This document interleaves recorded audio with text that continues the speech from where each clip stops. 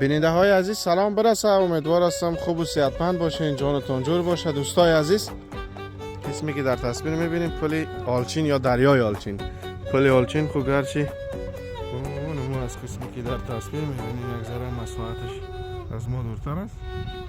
دیگه ما امروز یک سری زدیم بین می استقامت که یک ببینیم دریا میده میده خلاص شده رایز دوستا. دریا این خلاص شده این یک مانده.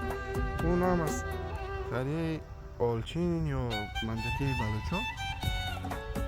کسایی که در اینجا زندگی میکنه و کسی که میفهمه در کامنت ها بنویسه.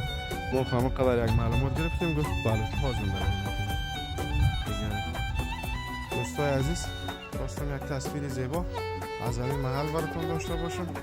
وقتم وقتی غروب است و دریا هم در وقت خلاصی است، یعنی دریا هم تو زمین شده رایسی نمیتون. دیگه کسایی که بیننده هستیم خواستم یک خاطره تان تازه شوه. الله نگهدار.